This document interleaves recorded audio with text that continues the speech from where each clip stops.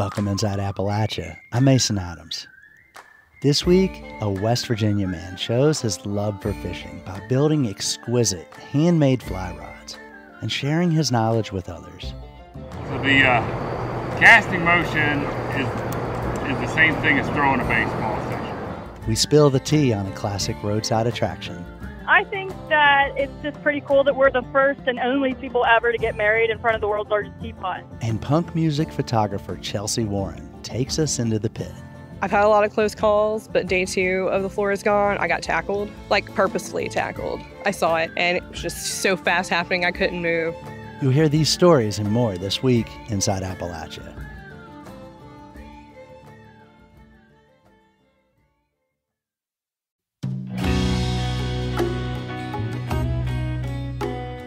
Welcome inside Appalachia. I'm Mason Adams. Most athletes welcome technical innovations in sports equipment. Why run a marathon in flat-footed canvas sneakers when you can have a shoe that makes you feel like you're running on a cloud? And tennis? When was the last time you saw anyone play with a wooden racket? Fly fishing is different. Some people prefer to do things the old-fashioned way, with fishing flies and rods made by hand using traditional materials. Folkways reporter Zach Harold takes us to the Elk River to learn more. When Lee Orr goes fly fishing, he doesn't haul his rod in one of those racks on the front bumper of his pickup. He doesn't wedge it into the back seat, and he sure doesn't throw it in the bed to rattle around with his tackle box and cooler. Lee keeps his fishing rods in a hard plastic case. And inside of that case, the pole is shrouded in a hand-sewn linen pouch. You understand why once he takes it out. Before I drop those. This one is, of course, I probably didn't put a date on it. I've just put a number. This is the 13th one, 11th one. So that's probably, I don't know, 17 years old or somewhere around in there. The two sections are made of a honey-colored wood, bamboo, actually, and come together inside a delicate brass fitting. Both sections are accented with bands of red silk thread, which, besides looking good, hold down the handmade line guides. The bottom of the rod, where the reel attaches, is made from dark walnut. The handle is crafted from cork. This isn't just a fishing pole. It's a work of art. And it even has the artist's signature right there on the shaft written in black ink. Lee put it there himself, because he made this rod, and 133 others like it. And all it took was some hand tools and a whole lot of time.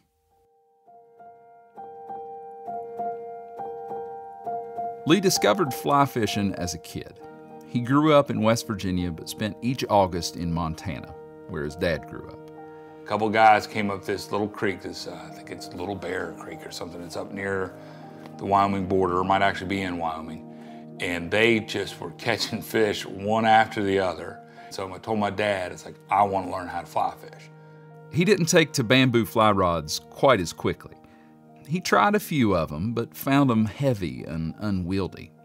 But his opinion changed at a workshop he attended. And somebody had a little 7-foot Orvis bamboo rod, and I cast that, and I really liked it. And did some research and was shocked to find that you can build these things in your basement. So 20 years ago, that's exactly what he started doing. The process starts halfway around the world, in the Gulf of Tonkin. This region on the border of Vietnam and China is home to a variety of bamboo that's coveted by fishing rod makers. The walls of Tonkin cane are thick, and its fibers are both strong and flexible. These culms of bamboo are cut down and loaded into shipping containers, headed for the United States, eventually finding their way to basement workshops like the one Lee keeps in his Charleston, West Virginia home. To turn bamboo into a bamboo fly rod, you start with a dull knife. Lee taps it into one end of the cane with a hammer. You actually take a knife and twist and break it apart, and then you break it down into 6 individual strips, and then you have to work it and straighten it, get the little bumps and hooves out of it. Once he's broken the bamboo into strips, they go into his planing form. This is a 4-foot hunk of steel with a groove running down the middle, which holds the strips at a precise 60-degree angle. Lee places a strip in that groove and goes to work with a hand plane.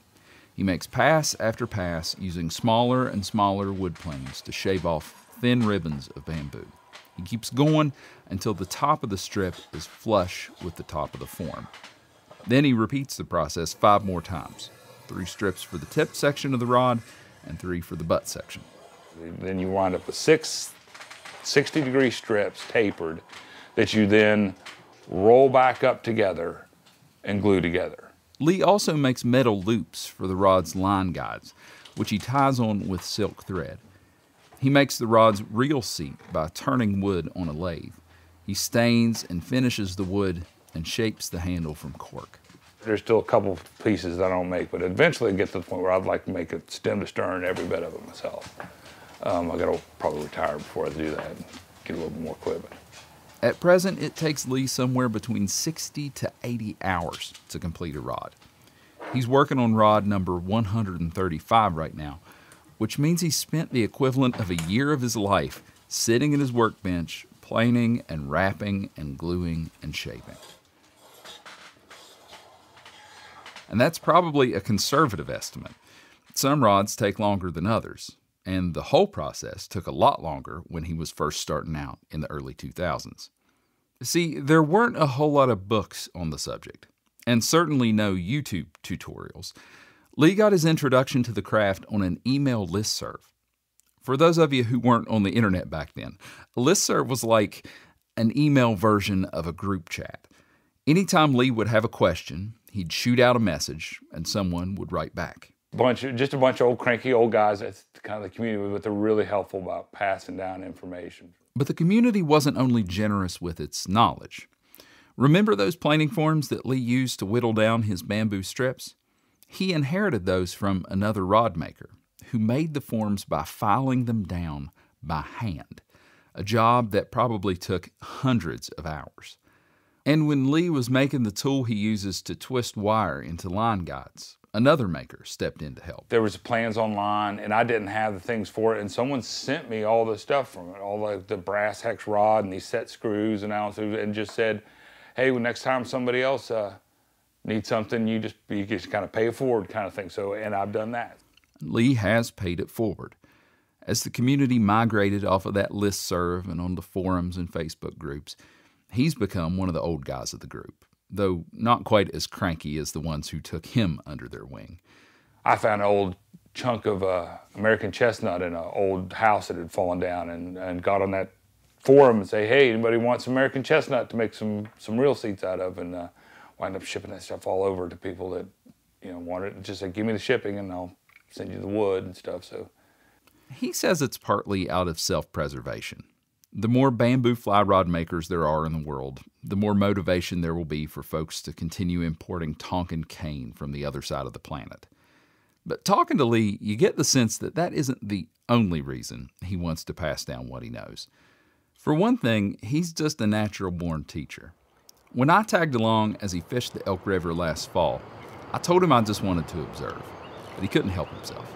So the casting motion is the same thing as throwing a baseball, essentially. I didn't even have a rod, and yet I got a beginner's class in fly casting. People get a fly rod, and the first thing they want to do is they want to do this. And you wouldn't throw a baseball like that. You throw a baseball like that, so the motion is just exactly the same as throwing a baseball. Lee also shares what he knows because he wants to preserve what his old school rods represent. A link to a time when you put your catch in a wicker creel instead of a Yeti cooler. A time before sportsmen traded in their fedoras for baseball caps and their canvas canoes for fiberglass bass boats.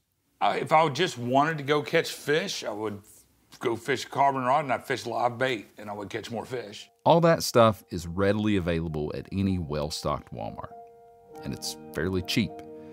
It would work just fine. But there's a lot of things that work just fine that just kind of lack a little bit of soul to them. For Inside Appalachia, I'm Zach Harold in Charleston, West Virginia. To watch a short documentary Zach made about Lee Orr, visit wvpublic.org. By the middle of summer, all kinds of plants are in bloom. And if you look carefully, you might spot a particular kind of pollinator buzzing among the flowers. Honeybees have been at work since the first days of spring. In 2022, Folkways reporter Margaret McLeod Leaf checked in with a community of West Virginia beekeepers. She brought us this report. In Summers County, West Virginia, Mark Lilly is inspecting his honeybee hives. He's checking on his swarm's honey production. So this colony is doing really well, building up for the spring. We're probably 3 weeks plus before the flow. The flow Mark is referring to is the honey. Honey from West Virginia is often tree honey. Bees collect nectar from flowering trees such as black locust and tulip poplar. And I think we could probably prove that the Appalachian area provides world-class honey. Mark's in his 60s and grew up in Raleigh County, West Virginia. He's been keeping bees for over 25 years. Recently, there's been an increase in new beekeepers in West Virginia. According to Shanda King, West Virginia's state apiarist, beekeeping is on the rise, as is the number of colonies per beekeeper. Sarah Ann McClanahan of Charleston, West Virginia, is one of them. Getting into my hives the first time, they always say they can smell fear. No, I was too excited for that. Sarah Ann recently took over her aunt's hives. After lifting the top off one of the hives, she pumps a smoker to calm the agitated bees. We are going to force these guys to go down. Sarah Ann's had a lot of help learning to keep bees. She has a coworker who has hives, and he's become her mentor. Mark also had a mentor early on. His grandfather was big into bees. He kept bees and hollowed out logs. He usually used gum trees which decayed from the inside out, making them perfect for honeybee hives. It was a section of a log with a piece of wood or tin on top of it, and comb in there, and he would just take a big aluminum dish pan and a bread knife and cut out the top, which is where the honey was stored. Mark's grandfather kept bees for the honey. It brought the family together when he'd plunk the aluminum pan with honeycomb on the center of the table beside fresh biscuits. But beekeepers in West Virginia today are getting into beekeeping for more than the honey. And Mark should know. As the master beekeeper for the Appalachian Beekeeping Collective, Mark teaches free classes via Zoom to new beekeepers. That includes teaching how beekeepers today keep their swarms. A lot of information out about Varroamite, and although that's not going to be our entire class tonight, while Mark absorbed a lot about beekeeping by watching his grandfather, he discovered much of what he learned through his own research and by attending statewide conferences. He's now part of a tight-knit network of beekeepers around West Virginia. And so is Sarah Ann. Through social media, she's connected with beekeepers around the state. Facebook groups have been amazing. I've learned a lot about bees by going to the West Virginia Women Beekeepers Association retreat in July. The retreat Sarah Ann attends each summer is hosted by Phyllis Varian, who founded the Women Beekeepers of West Virginia. Phyllis noticed beekeeping in West Virginia was male-dominated. She started the retreat to give women hands-on experience with bees. She also created a Facebook page that the women use to help with their beekeeping quandaries. Sarah Ann is a big fan of the group. Some people have questions, and I'm just like, oh, wow, that's really cool. Let's see what everybody says. Sarah Ann is bonded with people from all walks of life through beekeeping. And the same is true for Mark in his work with the collective. The beautiful part of the collective is this great cross-section of society. And we've got young teens all the way up to more senior citizens, different ethnic backgrounds. I'd be comfortable in saying at least 50% of the collective members are ladies, and we all can gain something from hearing about other people's successes and their mistakes. We can learn from that too. For both Sarah Ann and Mark, sharing their beekeeping knowledge also means teaching the next generation. Sarah Ann spends time in the bee yard with her 9-year-old son. His favorite part of the process? Enjoying the honey. My son is a peanut butter and honey sandwich eater every day. He eats probably a jar a month, and I can't hardly keep it in stock. And Mark spends evenings working the bees with his kids and grandkids. He hopes they'll share his admiration for the bees and the way they work together. This hive is their community, and they all want to see it prosper. And that's for the community or the hive to be healthy, to produce everything it needs food-wise, protect each other, and I think we could all learn to get along like honeybees. It seems that beekeepers in West Virginia have as much to learn from honeybees as they do each other. For Inside Appalachia, this is Margaret McLeod Leaf in Summers County, West Virginia. To see photos of the colorful hives of West Virginia beekeepers, visit our website, wvpublic.org. Later in the show, a trip to a very large teapot. You're Inside Appalachia. I'm Mason Adams.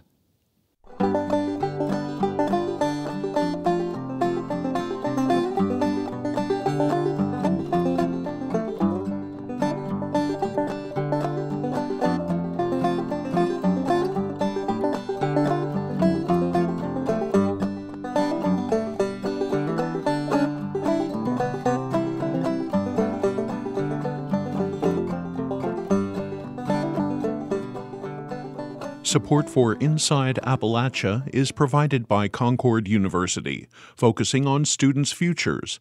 Classes available at concord.edu/apply.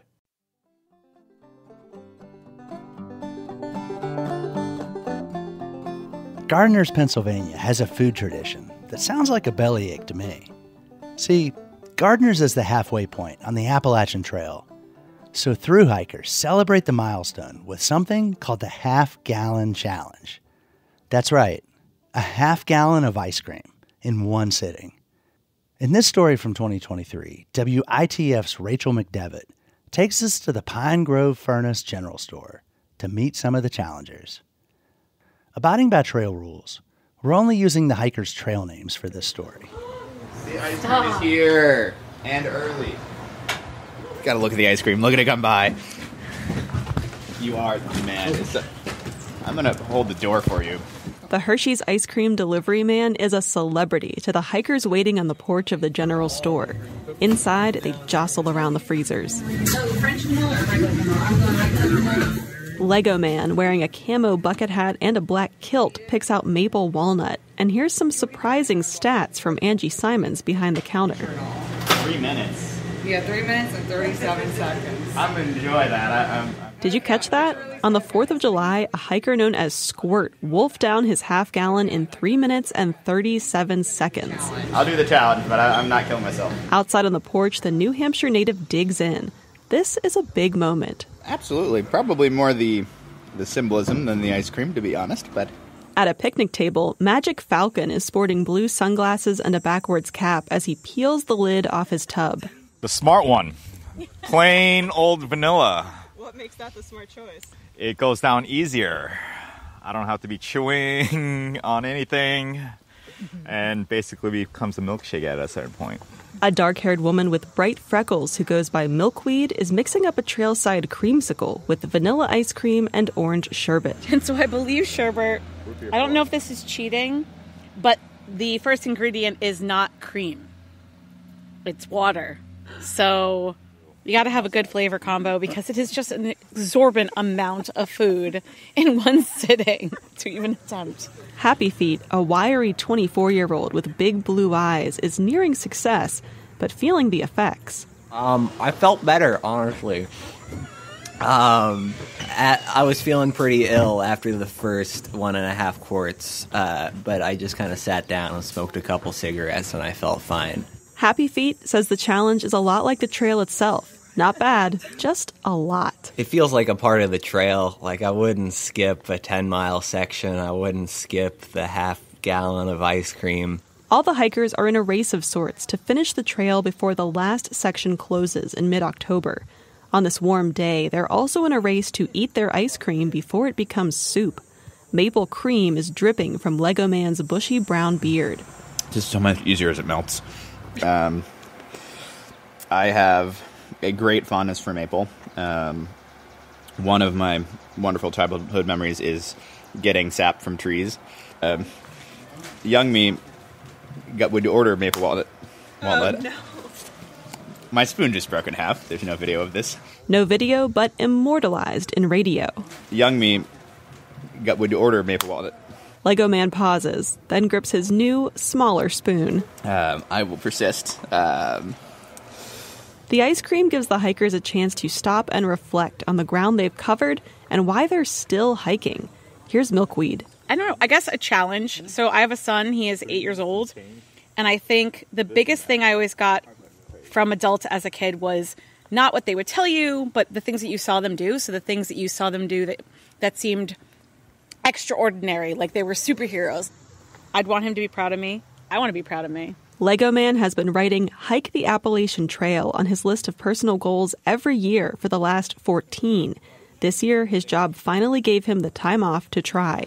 This really shifts your perception of what you need and what is enough, I think. He says reaching the halfway point adds a little pressure to making the next 3 months the best they can be. Already this far, wish I had taken more pictures of people and less pictures of the views. One of the trail tautologies is the views will always be there, the people won't, so take more pictures of people.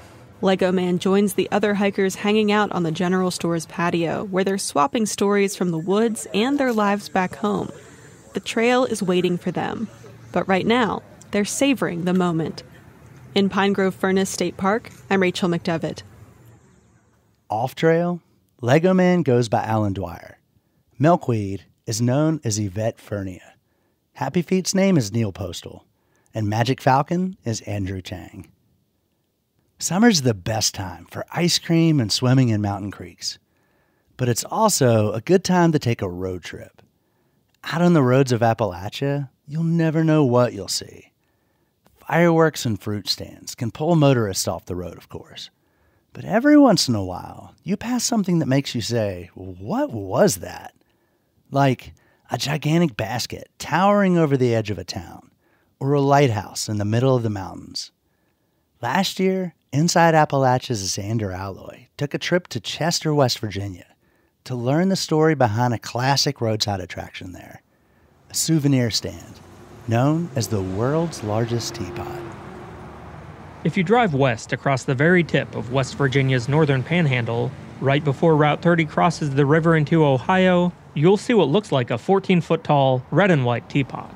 You know, it's really whimsical and set out in this green grassy area, and it's just, you know, it's really cute. That's Lissa Ducharme. She and her friend Maria DeLuca are from California, and were taking a road trip with another friend who lives in Pennsylvania. Once they found out about the landmark, DeLuca said, they added it to their itinerary. Well, we had some time, and then we saw that there was the world's largest teapot, so of course we had to stop. And honestly, we're not disappointed. Painted in large red letters across the wood and metal building are the words, "World's Largest Teapot." Underneath are 5 windows labeled souvenirs, postcards, candy, pop, and hot dogs. On a stone pillar off to the side sits another, smaller, metal cream pitcher marked with the year 1938.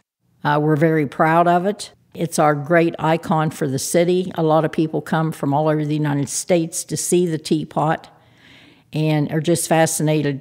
That's Susan Heineman. She's the event coordinator for the city of Chester and caretaker of the teapot. As a child, Heineman spent a lot of time near the attraction. I was totally fascinated by it, especially being a little kid, and here's this huge teapot right next door to my grandma's. I love to sit on the front steps of my grandparents' house and watch the people come and go over to teapot. And when I could buy money off my grandparents or my dad, I would go over and get my penny candy from it. Just loved the teapot.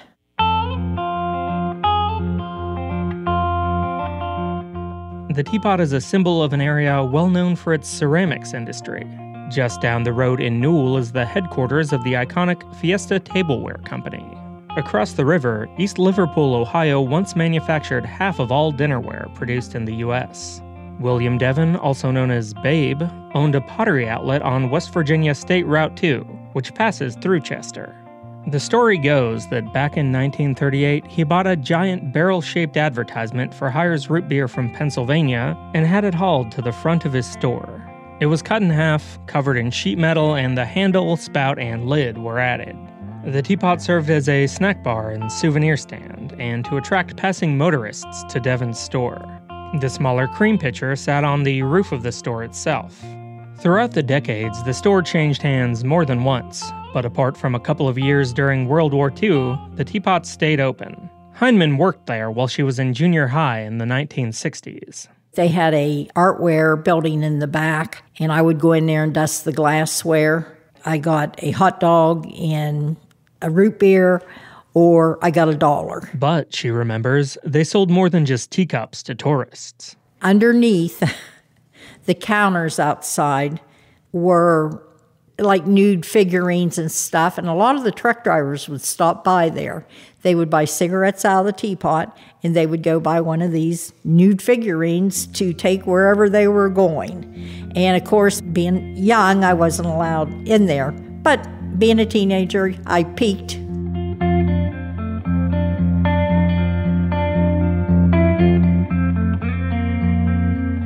By the early 1980s, though, the teapot's time was over. In 1984, C&P Telephone purchased the land and tore down the pottery outlet. The teapot remained but sat vacant. 3 years later, the phone company agreed to donate the teapot to the city. It moved from place to place around town over the next several years.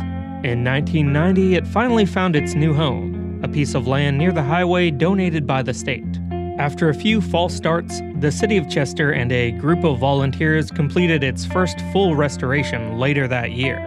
But it wouldn't be until the early 2010s that Handmade, along with the Parks Board, would develop a regular plan of maintenance and fundraising for the teapot.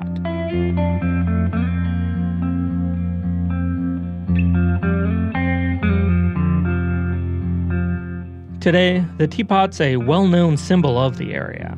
It appears in work by artists from around the state and is featured as a location in the video game Fallout 76. Some people even choose to celebrate major life events there. I think that it's just pretty cool that we're the first and only people ever to get married in front of the world's largest teapot. I spoke with Abby Mont and her husband Zach Murray over the phone. They're both originally from East Liverpool, Ohio, but currently live in Chester. After a mix-up with their paperwork in Ohio, they had to scramble to get a marriage license over the border. They got one, but that meant the ceremony had to be performed in West Virginia. It was kind of just a joke. Someone just said, you should go get married at the teapot, and then we were just like, yeah, let's do it. About 10 of us, our closest friends and family, we all drove down at about 11 o'clock at night, and we had to have everybody turn on their high beam so that we could see. We walked down the aisle, said our vows, and got married in front of the teapot. They say they plan to make the teapot a part of their future, too. We'll probably make it a tradition to visit the teapot on our big anniversaries, whether we live around here or somewhere else. You're welcome to walk up and take a look at the teapot any day you want. But to experience it in its full glory, you need to come on the second Saturday of August for Teapot Day. It's the one day of the year when it opens back up as a snack bar and sells unique souvenirs like t-shirts and Fiesta Wear ornaments. All that said, here's where I have to drop a bit of a bombshell. Since 2010, Chester, West Virginia has in fact not been the home of the world's largest teapot. That distinction belongs to the Maitan Tea Museum in Guizhou Province in China, which stands over 240 feet tall. While the record may be gone, what remains is the history the teapot embodies. Even though it's moved down the road a ways, it still stands as a monument to the town around it and a reminder of the region's industrial legacy. The city of Chester's proud to have the teapot here, and everything else has been tore down, historical. We still have our teapot. For Inside Appalachia, I'm Xander Alloy.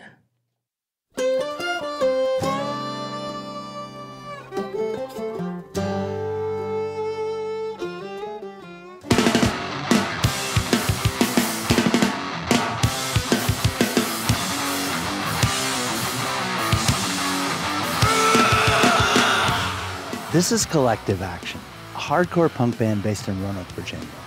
There are a bunch of bands coming out of the Star City right now, based around Flying Panther, a venue that doubles as a skate shop. In 2023, I checked out a 2-day festival there called The Floor Is Gone. There was a full-fledged DIY scene. That's DIY, as in do-it-yourself. It formed from the ground up. From the bands that perform, to a local zine, an underground book distro, skateboarders, even a local punk podcast. And in the middle of it all was photographer Chelse Warren. Online, Warren goes by the name Openhead Takes Photos and shoots a lot of shows like this. I reached out to learn more. Chelse Warren, thank you so much for coming on Inside Appalachia today. Thank you for having me. I'm happy to be here. People who've never been to a show, can you kind of set the scene and describe a Flying Panther show? Flying Panther is like a warehouse, basically, and skate shop that is in Northwest Roanoke. And the owners, who are fantastic, decided to turn the little warehouse area, to like a mini ramp and a venue. It's all ages. They allow like anyone to come. I've never felt so safe before at like a venue. You go there and everyone's there for the right reasons, and it's like a sense of camaraderie, and it's always a fun time. It's mostly punk and hardcore music, but they've had country artists, they've had bluegrass artists. They have a goth night every month, so you can pretty much guarantee some type of full spectrum of music at some point during the month at Flying Panther. There are a ton of different people, all walks of life, that come to shows there, every show. You have like your alternative and your punk kids, but you also have is like what I would describe as like normal people, that you wouldn't expect to see at these shows. It's nice to all inhabit the same space for music. When I first went to that show, there's people jumping around, the singers jumping around, and you're right there in the middle of it shooting photos. What's that like? I've seen a trash can thrown. I've seen chairs. I've seen a couch pushed in the pit, rolling chairs, pillows thrown, you name it. I've seen it. And that's something that I always have to take into account is I'm constantly aware of my surroundings. I'm looking in my peripherals, that whole thing, which is hard because I have to like zone focus a manual lens and plan my routes. But I'm very, very lucky to have the vast majority of those people always looking out for me. And I find comfort in that. I've had a lot of close calls, but day 2 of The Floor Is Gone, I got tackled, like purposefully tackled. I saw it and it was just so fast happening. I couldn't move. Came like an inch away from like banging my head on the floor.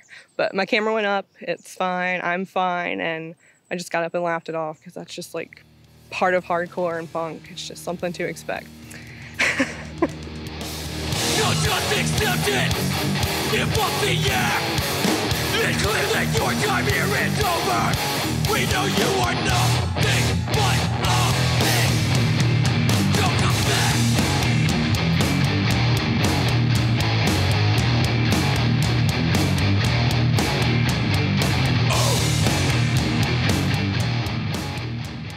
So what's your strategy when you go into these shows? When you walk in, see the stage and the crowd there, how do you approach that as a photographer? It seemed like you had a system. Yes, I try my best to get there early, which doesn't always work because I'm usually late. But I plan my route as best as I possibly can within reason.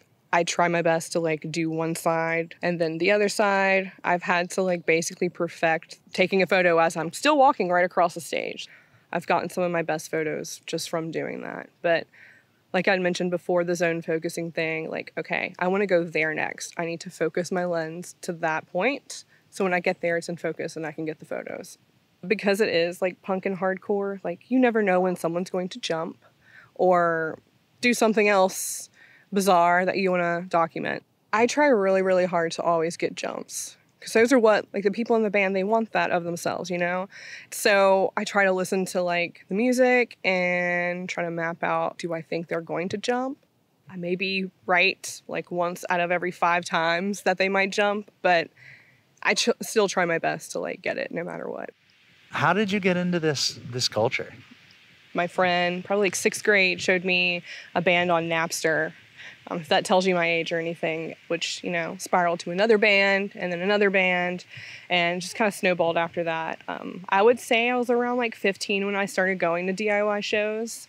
That really helped like broaden like my spectrum and idea of like the different genres of heavy music. And it all just branched into like hardcore punk. I suppose what really like fed the fire and started it all like in the early 2000s was like my friends playing music. Watching them play music and doing what they loved kind of inspired me, who already loved taking photos, to start documenting shows. DIY is like so important, and it's the most important to document it so that it lasts longer than us and people can look back and see like a sort of history on how things were.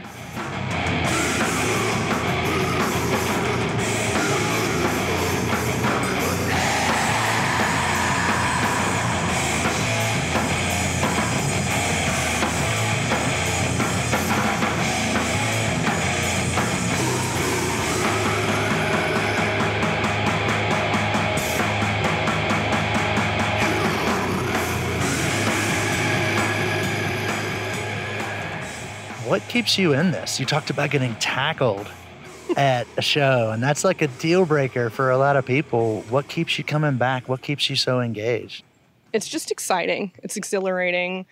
It pushes me and my art to like new levels every time, because no situation, even if it's at the same venue, is the same. Even if I shot the same band 5 times, it's been different every single time. And I just love the music, and I love our scene here, and it's just important to me to make sure that it's documented and my friends have like living pieces of them doing what they love. Do you have a favorite photo you've taken? Oh, that is a loaded question. I use like a manual fisheye lens, so it's got that bubble effect to it, which I love and has been like a timeless part of like documenting shows for as long as I can remember. There's like a couple like where the vocalist and their mic is like right in my lens, or a jump, or just like the crowd like piled on top of each other trying to get the mic. Those are always like my favorite ones that I get because it's so important. But I couldn't just pick one favorite. So you've been doing this for a while and you've shot all these bands. Like what have you learned from all this? What's some wisdom you've taken away from all this? It's definitely pushed me past like my limits of what I thought was possible. Several years ago, my goal was like, I want to shoot bigger bands, bigger venues. You know, I just took pictures of Victor Wooten at the Jefferson Center this past weekend, and that was amazing and incredible that I got the opportunity to do that. But it's nothing like DIY music. I really think that DIY scene is like a critical part to communities. It just offers like a safe space for people who feel like they don't fit in elsewhere, or feel like they have no friends like them, in a space where they can feel loved, welcome, and accepted, and witness music that they love. It's really important. Chelse Warren, thank you so much for coming on Inside Appalachia. Thank you for having me.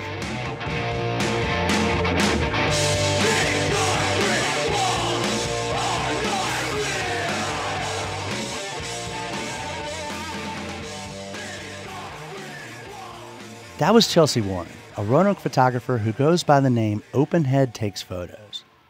The bands you heard were Collective Action, Dimension 6, Jail, and Sultry. To see some of Warren's photos, visit our website. Minor League Baseball is back, and whether you're a fan of the River Turtles, the Dirty Birds, or the State Liners, you can find a game happening every day somewhere in Appalachia all summer long. Last June, producer Bill Lynch took a deep dive into baseball lore when he spoke with veteran minor league baseball announcer Tim Haggerty. Tim Haggerty, tell me a little about yourself. Tell me how you got into baseball.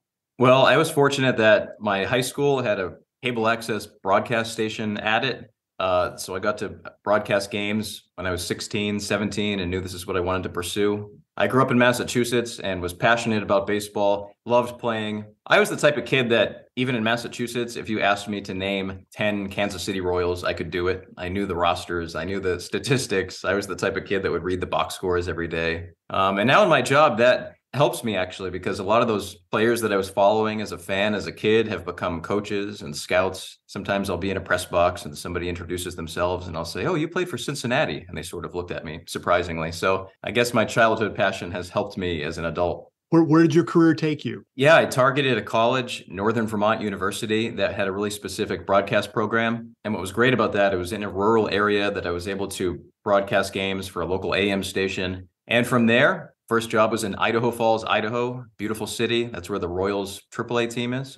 Royals Rookie League team is. And it was there that I met a young player, Billy Butler, who went on to be a Major League All-Star. And we've occasionally remained in touch. And he actually contributed the foreword to my new book. So it was fun to reconnect with him.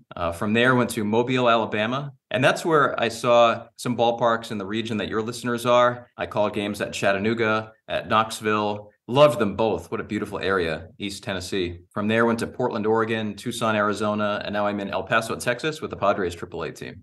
So what do you like about minor league baseball? A lot. I think it's the ultimate community event. There are so many fans who love the Cardinals or the Pirates or the Braves, but in smaller cities, there's something about Charleston across that player's jersey or Asheville across that player's jersey. That's your city. That's your professional team. What I also love about it is that in a lot of minor league cities, I hear from fans who say, my parents brought me here. Now I'm bringing my kids. And also just how different it is. I've been fortunate enough to broadcast games in about 60 different stadiums. They're not all alike. You know, to me, the local ballpark is much like a local community. Each of them has their own flavor. Let's talk about the book. This is your second book, isn't it? It is, yeah. My first book came out in 2012. That was about the craziest team names in minor league history, including the Wheeling Stogies, named after a cigar. But my new book, Tales from the Dugout, 1001 Humorous, Inspirational, and Wild Anecdotes from Minor League Baseball. It's about the wildest stories that have ever taken place. And speaking of Wheeling, in West Virginia, the oldest story that I found in my book takes place there. In 1877, Wheeling put together this promotion in which fans would try to capture a greased pig. And if you got the pig, you got to keep the pig. And what it taught me was that these days, minor league teams do all sorts of crazy things to sell tickets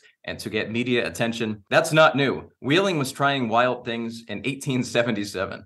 Something you mentioned, I guess, in the notes was Chattanooga and the trade for the turkey. Tell me about that. Yeah, in the 1930s, Chattanooga's owner was this eccentric guy named Joe Engel who would do anything to get attention. One time he had players enter the field on camels. So Engel traded his shortstop, Johnny Jones, to Charlotte for a turkey. He then served that turkey at a winter banquet for the sports writers. When asked, why did you trade a player for a turkey? He said, the turkey was having a better year.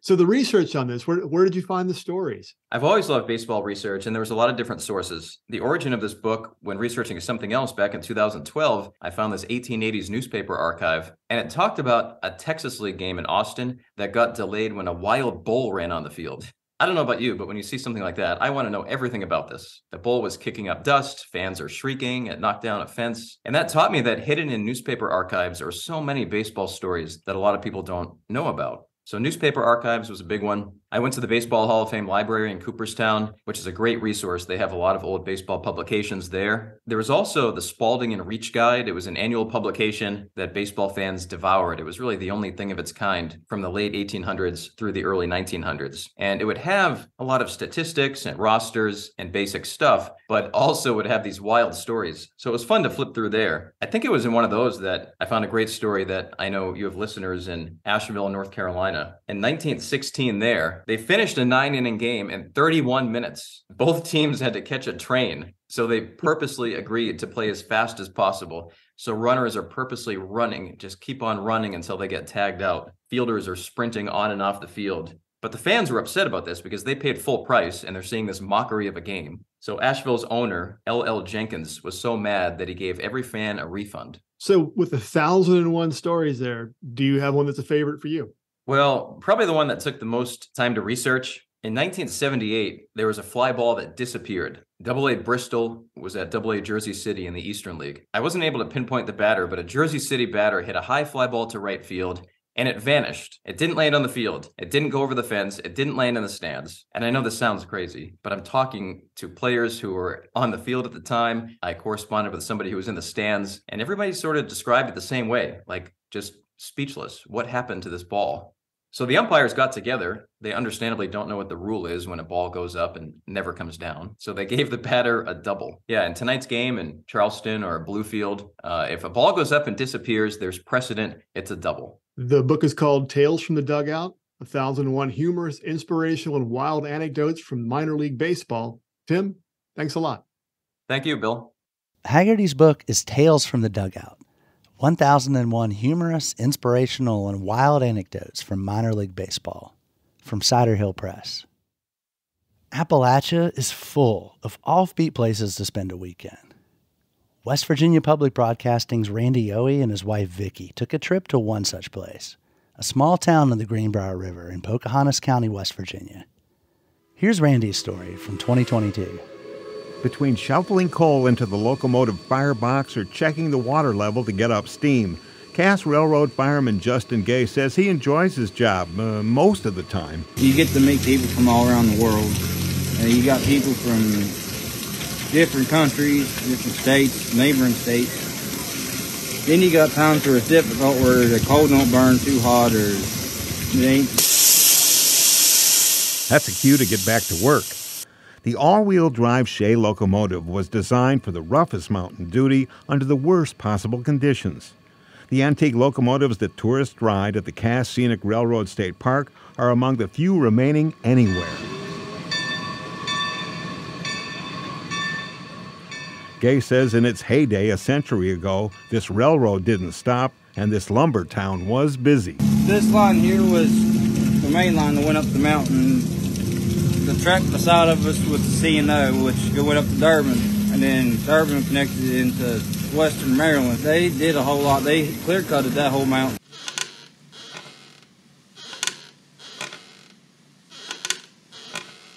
That's my rocking chair on the front porch.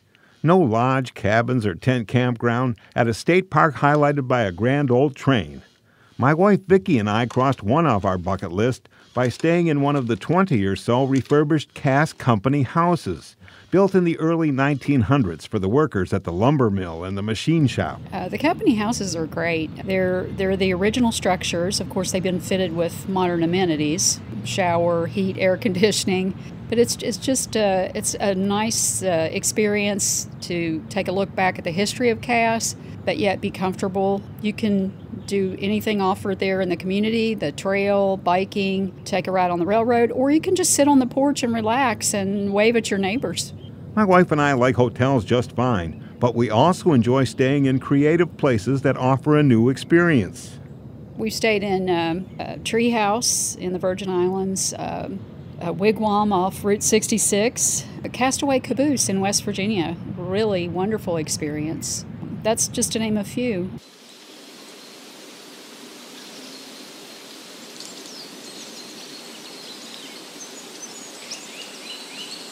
West Virginia Tourism Secretary Chelse Ruby says the state is getting into the alternative camping and glamping game.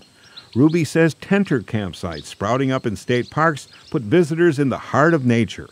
A short hike is required to access these campsites. Many are surrounded by spectacular views.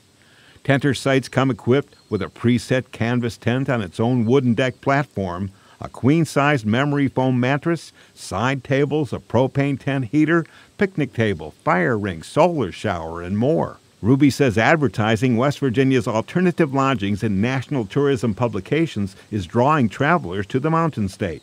Last month, it was one of our top performing ads. We had an ad that featured a treehouse cabin and one that featured the fire tower. And both of those were among the top in most clicked on ads, just because people are interested in these new types of places you can stay.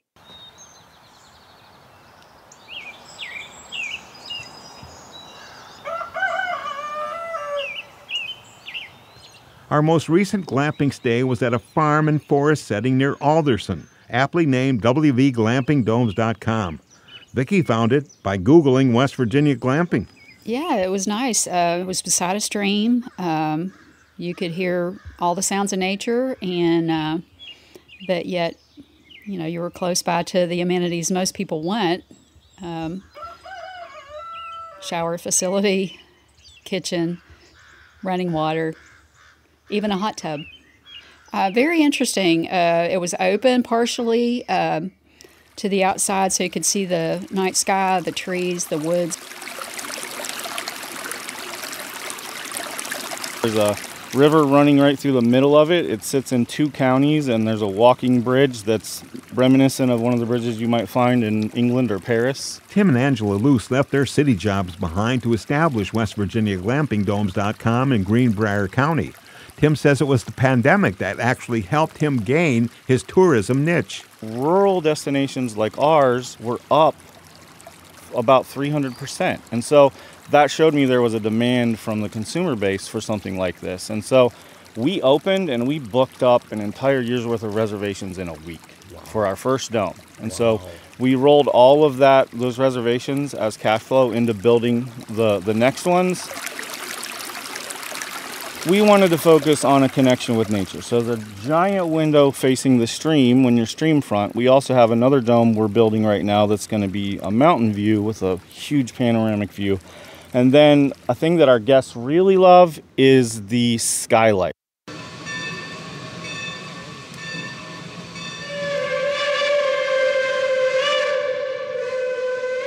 From a railroad company house to a Caribbean tree house, from a not-so-rustic tent to a hot tub-enhanced glamping dome, finding lodging on part or all of any trip seems only limited these days by imagination and your sense of adventure.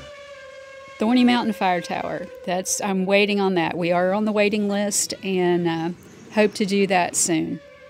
And I plan to join her. For Inside Appalachia, I'm Randy Yohe.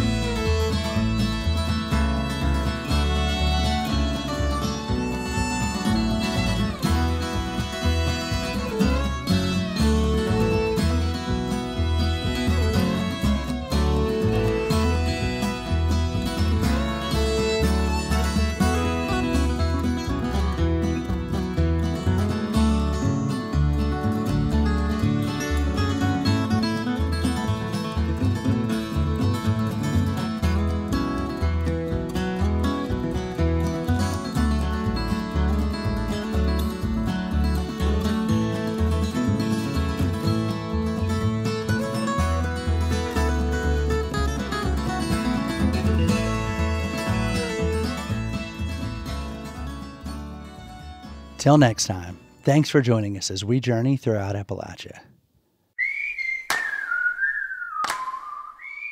Our theme music is by Matt Jackford.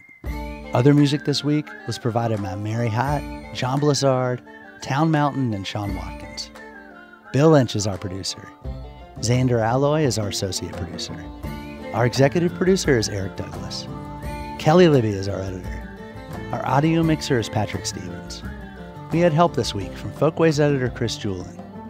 You can find us on Instagram and Twitter @InAppalachia. You can also send us an email to insideappalachia@wvpublic.org. Visit wvpublic.org/InsideAppalachia to subscribe or stream all of our stories. Or look for Inside Appalachia on your favorite podcast app. Inside Appalachia is a production of West Virginia Public Broadcasting.